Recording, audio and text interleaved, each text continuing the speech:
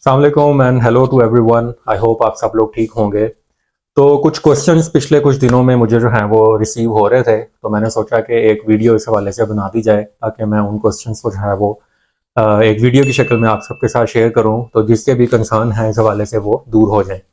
और इसके साथ साथ एक बड़ी इंपॉर्टेंट चीज़ है जो स्टूडेंट गलती करते हैं आजकल भी, और पहले भी कई लोग करते रहे हैं, बट उस हवाले से इंफॉर्मेशन स्प्रेड भी की जा चुकी है कि आपको ये मिस्टेक जो है वो नहीं करनी।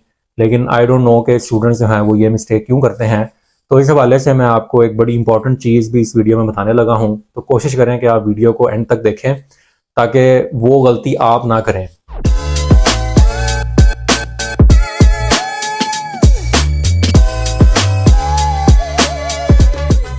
तो पहले मैं क्वेश्चंस पे बात कर लेता हूं कि जो क्वेश्चंस आजकल पूछे जा रहे हैं वो बैंक स्टेटमेंट के हवाले से हैं। वैसे मैंने बैंक स्टेटमेंट के हवाले से एक डिटेल्ड वीडियो मैंने बनाई हुई है, तो यहाँ पे मैं ऊपर उसका लिंक दे दूंगा, वो आप जाके चेक कर सकते हैं, तो आपको क्लैरिफाई हो जाएगा कि आपने बैंक स्टेटमेंट किस तरह से बनानी है। लेकिन नॉर्मली जो क्वेश्चन पूछा जा रहा है वो ये है कि क्या हमें अभी से बैंक स्टेटमेंट अपनी प्रिपेयर कर लेनी चाहिए और जो रेजिडेंस परमिट वाला प्रोसेस है वो स्टार्ट कर देना चाहिए या नहीं करना चाहिए अभी। तो मेरे ख्याल से आपको एज सच कोई काम करने की जरूरत नहीं है रेजिडेंस परमिट के हवाले से। अगर आपको ये श्योर है कि आपका स्पॉन्सर कौन है तो आपने बस अपने एडमिशन का वेट करना है। जैसे ही आपका एडमिशन हो जाएगा तो उसके बाद आप आराम से जो स्पॉन्सर के अकाउंट से अपने अकाउंट में जो है वो पैसे ट्रांसफर करें, अपॉइंटमेंट लें और आप जाके अपनी एप्लीकेशन सबमिट कर दें। लेकिन अगर आपको ये श्योर नहीं है कि आपका स्पॉन्सर कौन होगा तो मीनवाइल जब तक आपको आपके एडमिशन के रिजल्ट का पता लगता है तो उससे पहले पहले आप ये चीज़ जो है वो सॉर्ट आउट कर लें। लेकिन अगर आपको श्योर है कि आपका स्पॉन्सर कौन है तो फिर मेरे ख्याल से आपको एज सच कोई टेंशन लेने की जरूरत नहीं है। बैंक स्टेटमेंट का कई लोग ये बात करते हैं कि 6 महीने की चाहिए, साल की चाहिए, 3 महीने की चाहिए, तो ऐसा कोई एज सच नंबर नहीं है कि आपकी बैंक स्टेटमेंट जो है वो कितनी पुरानी होनी चाहिए। आपका फ्रेश अकाउंट भी हो सकता है और चंद दिनों की भी जो है वो बैंक स्टेटमेंट आपकी हो सकती है, तो ये कोई रूल नहीं है। हाँ, ये ज़रूर है कि कई दफ़ा ऐसे होता है कि अगर आपने अपने स्पॉन्सर की लेट से 6 महीने की स्टेटमेंट दी है एम्बेसी को, तो कुछ देर के बाद आपकी एप्लीकेशन प्रोसेस करने के बाद एम्बेसी आपसे ये पूछ सकती है कि अच्छा आप 1 साल की जो है वो बैंक स्टेटमेंट फॉर एग्जांपल दें, just to clarify the things, या थोड़ी सी जो बैंक स्टेटमेंट की हिस्ट्री है उसको चेक करने के लिए। लेकिन कोई ऐसा सच रूल नहीं है।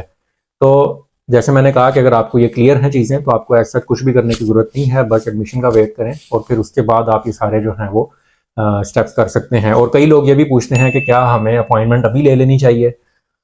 आप ले सकते हैं अपॉइंटमेंट अभी, अगर आपको कोई ऐसी डेट की अपॉइंटमेंट मिल रही है कि जब तक आपको ये श्योर है कि आपका एडमिशन उस वक्त तक आ जाएगा और आपके जो सारे डॉक्यूमेंट्स हैं वो रेडी होंगे, तो फिर तो अगर आपको कोई ऐसी अपॉइंटमेंट नजर आती है अभी तो स्टिल आप बुक कर सकते हैं, उसमें कोई ऐसा इशू तो नहीं है। और एक और जो क्वेश्चन आजकल मुझे काफ़ी रिसीव हो रहा है या डिफरेंट प्लेटफॉर्म्स में देखता हूँ कि स्टूडेंट्स पूछते हैं, वो ये है कि हमें कोई स्कॉलरशिप नहीं मिल रहा और हमें फुल जो ट्यूशन फी है वो पे करनी है और ये हमारा प्रोग्राम है, तो क्या हमें फिनलैंड की ऑप्शन को सिलेक्ट करना चाहिए या नहीं करना चाहिए।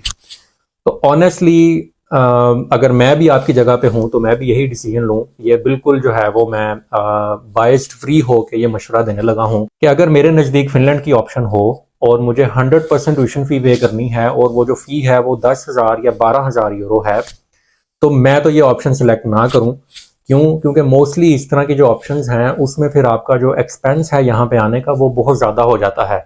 आप सिर्फ ये देखें कि आपको 10 से 12,000 यूरो फी पे करनी है और फिर आपका यहाँ का जो खर्चा है रहने का वो 6-7 हज़ार यूरो है 1 साल का, तो ये कोई 40-50 लाख की अमाउंट बन जाती है।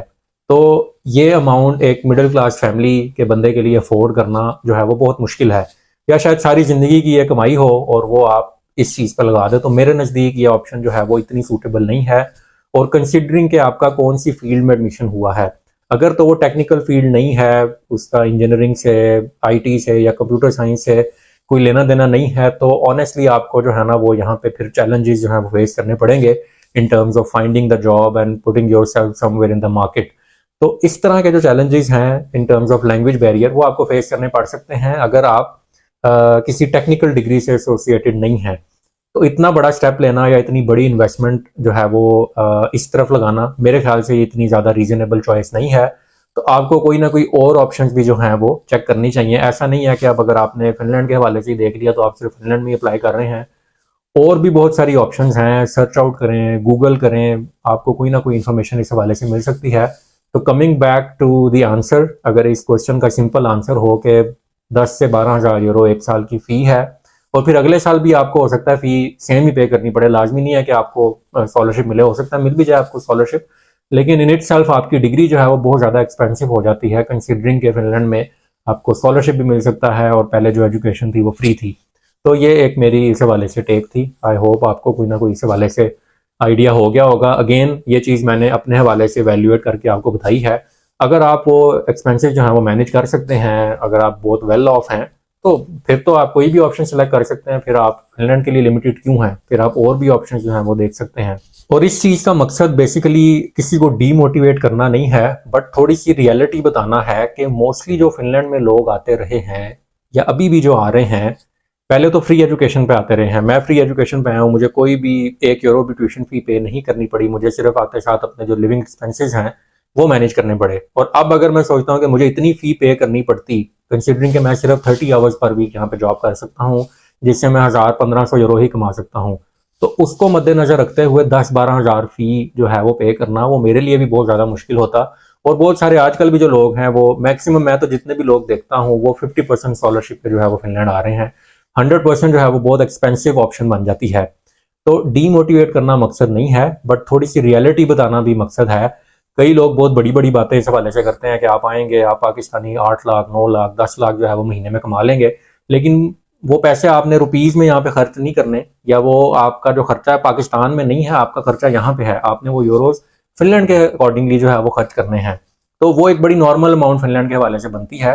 तो इस वजह से मकसद जो है वो थोड़ा सा रियलिटी बताना भी है कि अगर आपने डिसीजन लेना है तो इन चीज़ों को अपने जहन में आप लाजमी रखें। और अगला जो क्वेश्चन है जो कि बड़ी देर से मेरे से पूछा जा रहा है, और उस हवाले से मैं पहले भी बात कर चुका हूँ कि जॉब्स की क्या सिचुएशन है मुख्तलिफ शहरों के अंदर।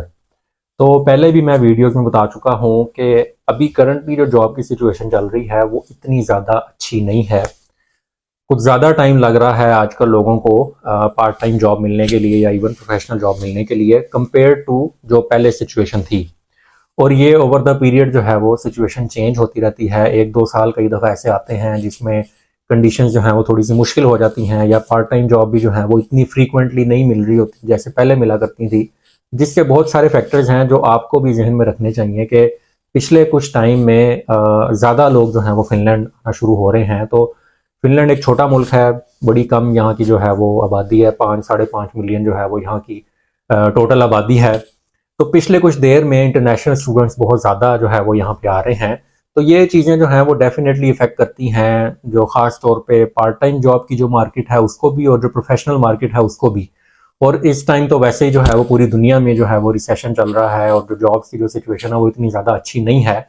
तो ये चीज़ आपको सबसे पहले ऑलरेडी जहन में रखनी है कि इतनी ज़्यादा अच्छी सिचुएशन नहीं है जॉब की। लेकिन ऐसा भी नहीं है कि जॉब बिल्कुल भी नहीं है और मिल ही नहीं रही। बहुत सारे स्टूडेंट्स को मैं ऐसे जानता हूँ जिनको 3-4 महीने के बाद कोई ना कोई पार्ट टाइम जॉब मिल गई, और उन्होंने अपने जो मंथली लिविंग एक्सपेंसेस हैं वो इससे मैनेज करना शुरू कर लिए।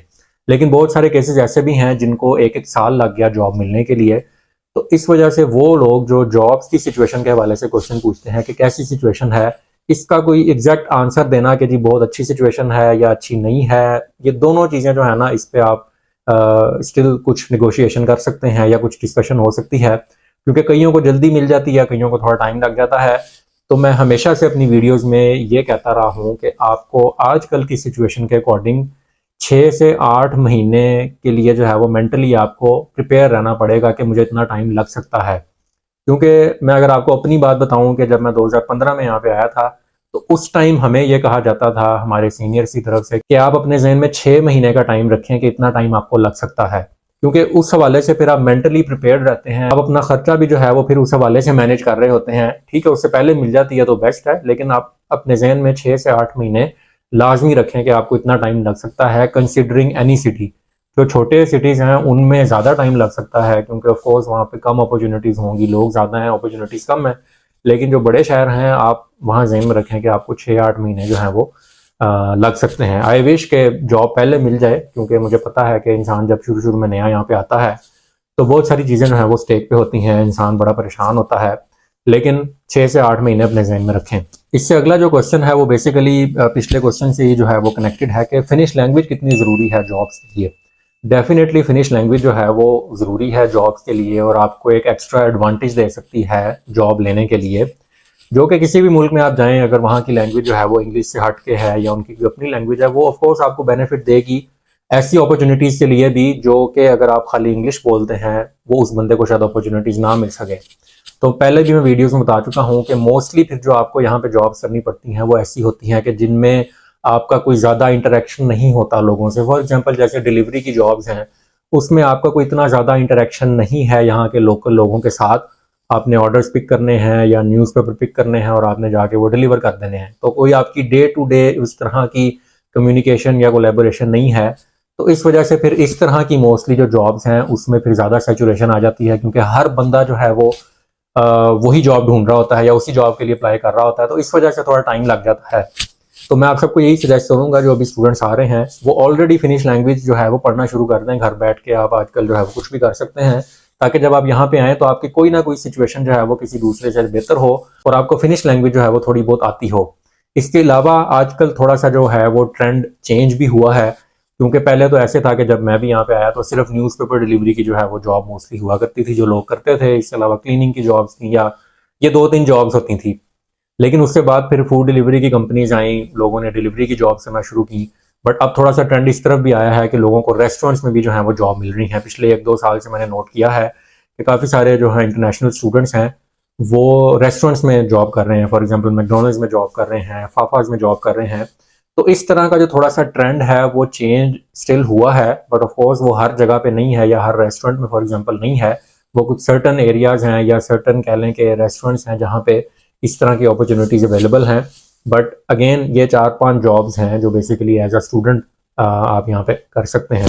तो ये कुछ क्वेश्चंस थे जो रिसेंटली मुझे रिसीव हुए थे। आई थॉट कि मैं इन पे जो है वो बात कर लूँ। तो आई होप आपको कोई ना कोई क्लैरिफिकेशन इस हवाले से मिल गई होगी। मजीद अगर आपके कोई क्वेश्चंस हैं तो आप कमेंट सेक्शन में पूछ सकते हैं। मैं कोशिश करूंगा कि किसी अगली वीडियो में उन क्वेश्चंस को जो है वो एड्रेस करूं। अब हम आते हैं उस इम्पॉर्टेंट चीज़ की तरफ जो मैंने आपके साथ बेसिकली शेयर करनी है, जो कि एक बड़ी गलती है जो स्टूडेंट्स करते हैं। वो आपके फंड्स के हवाले से है, वो आपकी बैंक स्टेटमेंट के हवाले से है। मैं बहुत दफ़ा ये चीज़ अपनी वीडियोस में मेंशन कर चुका हूँ कि बैंक स्टेटमेंट के हवाले से ख़ास तौर पे जब तक आप फिनलैंड नहीं आ गए, आपने अपनी बैंक स्टेटमेंट को नहीं छेड़ना। जो आपने पैसे अपने स्पॉन्सर से अपने अकाउंट में डलवा के फिर आप एम्बेसी गए, आपने रेजिडेंस परमिट लिया, तो कई लोगों ने ये गलती की है कि बैंक स्टेटमेंट में वो पैसे पूरे नहीं लेके आ रहे थे। जब वो फिनलैंड आए, जब उनको रेजिडेंस परमिट मिला, तो उन्होंने वो पैसे जो भी स्पॉन्सर से जहाँ से भी लिए थे वो उन्होंने वापस कर दिए। जब वो फिनलैंड के एयरपोर्ट पे पहुंचे तो इमिग्रेशन ने उनसे ये डिमांड किया कि आप अपना जो 1 साल का यहाँ पे रहने का खर्चा है वो दिखाएं। तो अब उनके पास और कोई ऑप्शन नहीं थी, उनके पास वो पैसे तो थे नहीं। वो उन्होंने अपने स्पॉन्सर से पैसे लिए थे, उसको उन्होंने वापस कर दिए फिनलैंड आने से पहले। तो अब जब आप वहाँ पे 1 साल का अपना एक्सपेंस दिखा ही नहीं पाए, तो इमिग्रेशन के पास ऑफ कोर्स ये अथॉरिटी है कि वो आपको वापस भेज सकती है।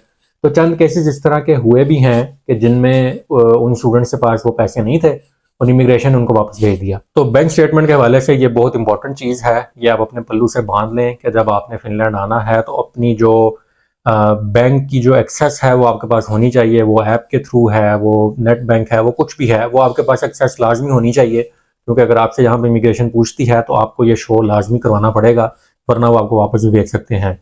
तो आई होप आज की वीडियो से आपके जो क्वेश्चंस हैं आपको उनके आंसर्स मिल गए होंगे, या जो इम्पोर्टेंट अपडेट है इस वाले से मैंने आपके साथ शेयर की है, ये आपके लिए बहुत जो है वो ज़रूरी है। इस चीज़ को अपने जहन में ऑलरेडी रखें, ये गलती आपने बिल्कुल नहीं करनी।